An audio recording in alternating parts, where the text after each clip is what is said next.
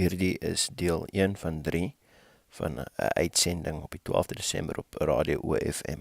Jy is saam met 'n Russiese afvaardiging in Suid-Afrika. Voor ons daarby kom, vertel vir ons luisteraars meer oor jouself en hoe jy in Rusland beland het en wat jy presies daar doen. Ek is al saam met ons familie, my ouers is ons op die sendingveld sedert 1995 in die vorige Sowjetunie. Ek het ons oorgegaan het, as ek nog, daai tyd was dit nog standaard 8, dis nou graad 10, Hermanus Hoërskool.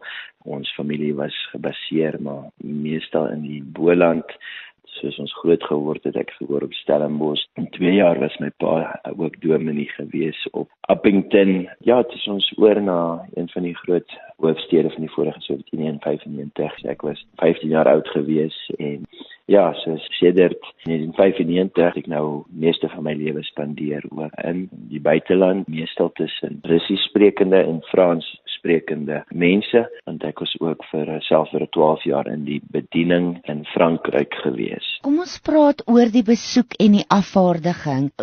Wie is deel van die Russiese afvaardiging?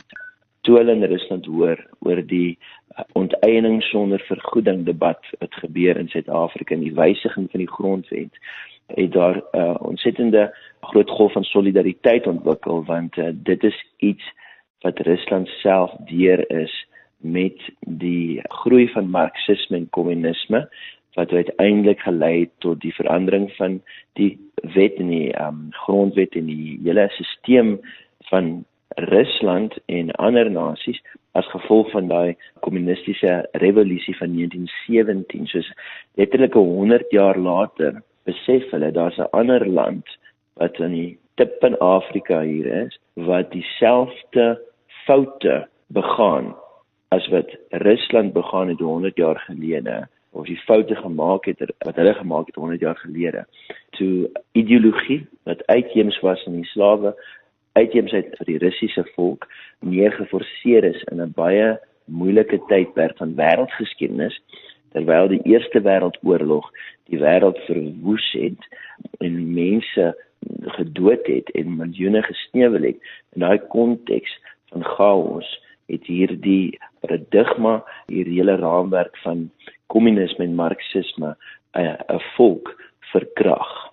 Vandag in Suid-Afrika sien ons Russiese afvaardiging en die Russiese publiek wat in Suid-Afrika gebeur uit die oogblik en die oogpunt van hulle eie ondervinding, hulle seer en donker ondervinding van haat, van seerkry, van moord en van geweld. En dis hoekom ons vandag werk met diegene wie oorgekom het. Ons werk met die ombudsman van Stavropol, hy's 'n regsgeleerde wie in die Stavropol streek in leierskap en in Rusland in 'n leierskap kapasiteit werk vir sy hele professionele loopbaan.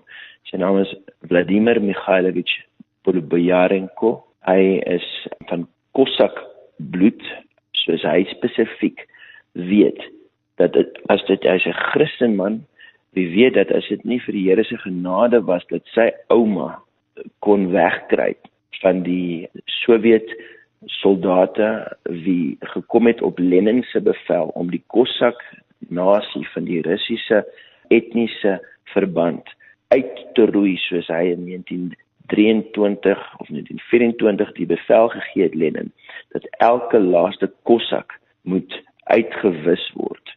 Die konsep van die volksmoord teen die Cossack was ook gedrewe deur Lenin, omdat hulle volksgroep was wat die tsar gestuur het na die grens van Rusland, want hulle was boere en vegters gewees. En hulle het die land bewerk, maar het ook die grens van die Ottoman Turke. Hulle het beskerm dat Rusland nie ingeval moet word deur die Ottoman Turke en ander moslim nasies nie.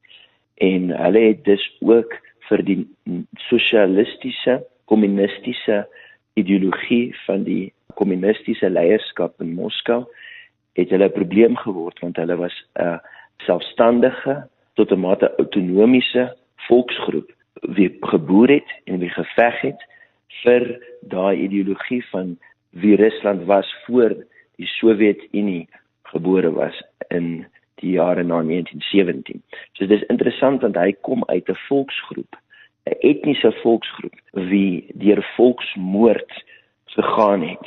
En dis is dit in sy hart vandag om sy stem te lig vir wie in Rusland gesien word as die wit stam van Afrika ook, vir die Boer-Afrikaners spesifiek. Nou vandag is dit amper moeilik vir ons om te praat in Suid-Afrika van ons eie etniese identiteit, want ons het so 'n skuldpil gesluk oor die verlede wat ek self byvoorbeeld, wie net in die laaste jare van apartheid gebore was, hoegenaamd nie verantwoordelikheid kan neem nie, veral met my kinders wie gebore word nou in hierdie born-free geslag. Soos die Russe verstaan ook, as dit kom by etniese identiteit, hoe belangrik dit is vir mense se voortbestaan, om te weet wie jy is, om jou identiteit, jou taal, jou kultuur, jou godsdienst te ken, en om trots te wees daaroor. Saam met Vladimir Mikhailovich Polubayarenko. Nou hy is 'n persoonlike vriend van Gorbachev.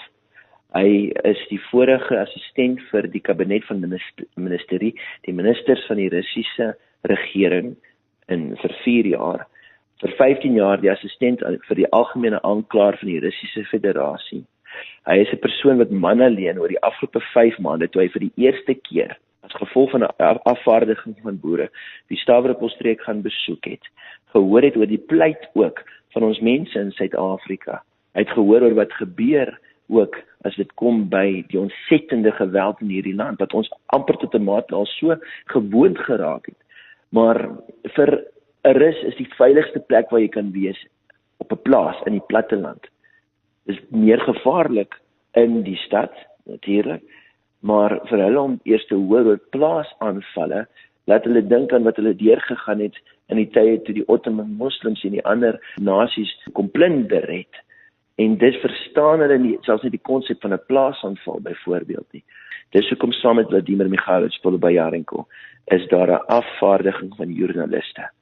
Want ons glo dat die pen kragtiger is as die swaard, en dat dit nou 'n geleentheid is dat die waarheid tevore kom, en dat mense hoor wêreldwyd wat gebeur in ons land, want hierdie land is vir God kosbaar, maar daar is ook nasies wat barmhartig is, wat op hulle harte, en ons luister miskien en hoor wat die Wester se media skryf oor Rusland en oor ander plekke, maar ons moet ook maar verstaan, elke persoon het hulle agenda.